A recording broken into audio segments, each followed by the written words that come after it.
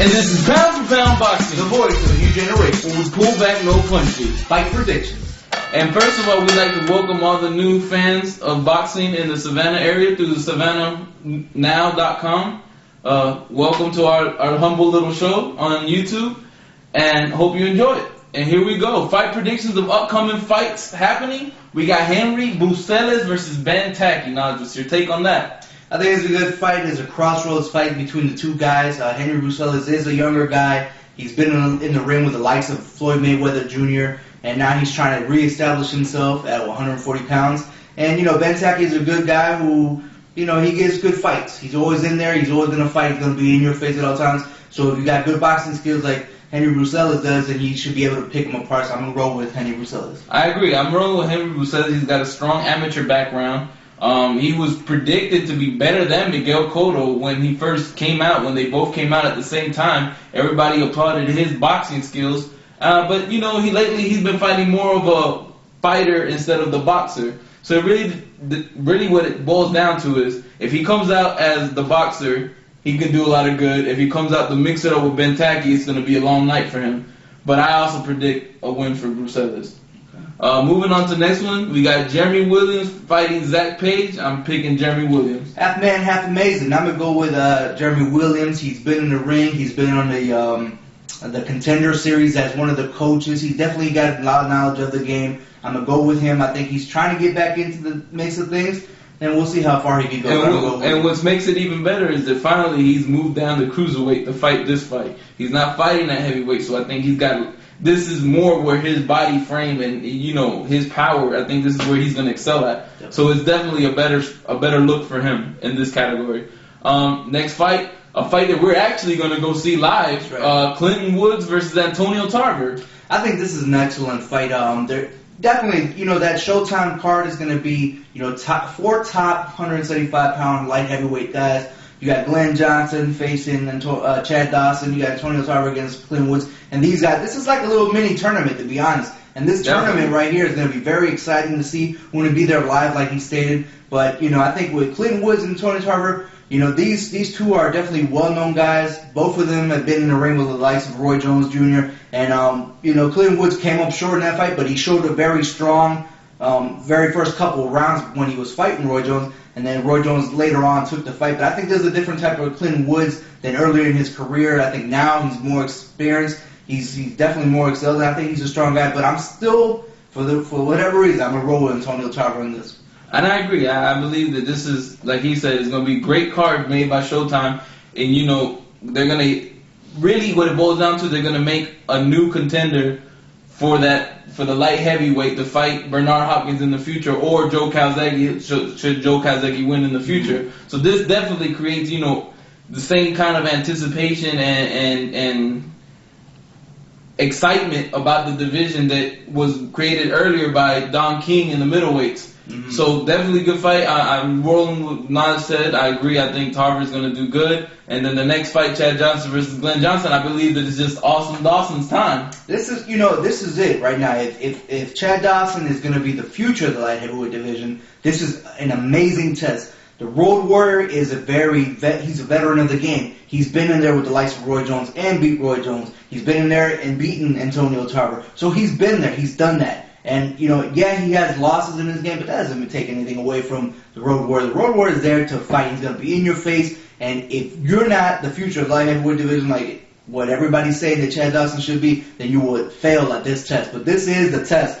for Chad Dawson. Oh, definitely. No doubt about it. This is a test right here, and if he's not in his A game, he's going to fail. Definitely. I believe this is the fight to watch on that card, on that Showtime card. This is the reason we are going down to Tampa to go watch it. So any of you guys are going to be down there, let us know what's going on. And maybe we can meet up after the fight or something and, talk.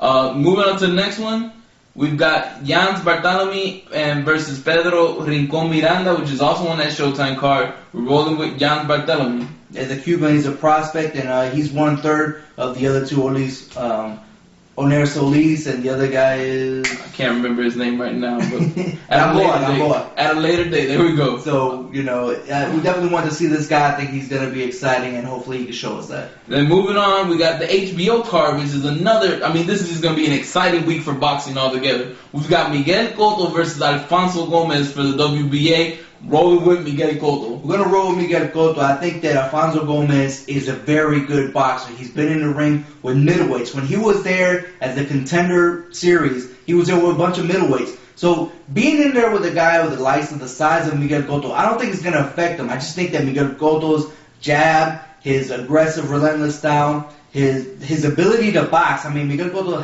he's just an all-around fighter. Well, it's going to give Alfonso Gomez trouble. And I think Alfonso Gomez, though, if he wants to win, he's going to have to establish that jab and stay pressuring the pressure fighter. Go to the body of Miguel Cotto. It's the only way I see him trying to defeat him and outbox Miguel Cotto. Highly unlikely. I'm rolling with Miguel Cotto. But, this guy's a good fighter. I think that Alfonso Gomez deserves credit. If you guys go to AlfonsoSGomez.com, you'll see a couple episodes there like 24/7. Have you ever been in the HBO 24/7? He's got a series like that on his site. Check it out. It's pretty interesting. You'll see the background of his life. Definitely. Gomez is a good fighter. Can't take none away from him. He's upset Arturo Agadi, which a lot of people regarded highly in that division. His last win versus... It was Bentaki. A lot of people, again, thought Bentaki was going to win. He came out and did his thing. So he's definitely making a name for himself in the division. But I think it should be a walk in the park for Cotto. Moving to the next one is going to be Kermit Cintron versus Antonio Margarito. I'm rolling with Margarito, but if Kermit goes in there and fights his height, he uses his jab, he stays away and sets up punches, it's going to be a long night for Margarito.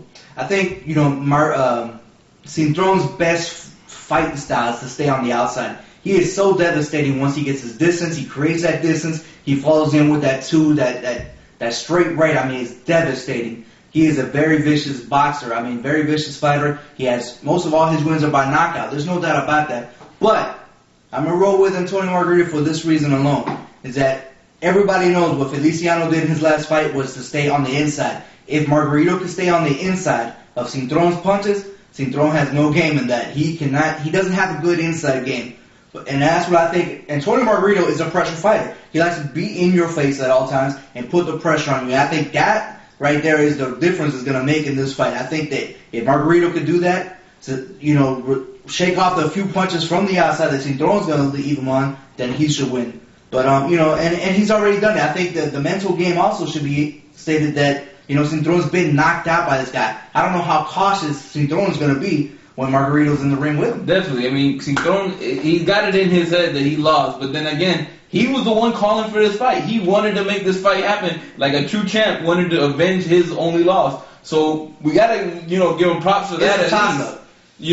Obviously, he knows he had lost to him, but he's like, nah, forget that. I still want to go in there. I still want to fight this guy. I want to show everybody I'm a champ. And, maybe good things can come from this fight. Maybe the winner of this fight, Antonio Margarito, Kermit Cintron, can fight Miguel Cotto or Alfonso Gomez sometime in the future. That would make for a great, excellent fight at that weight class, seeing as how Floyd Mayweather decides he doesn't want to fight nobody.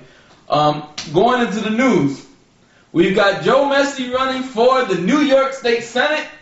It's a good look for him, man. Everybody was saying that his brain, he got that. What was it? He had a busted blood vessel. Busted blood vessel in his head and his brain somewhere.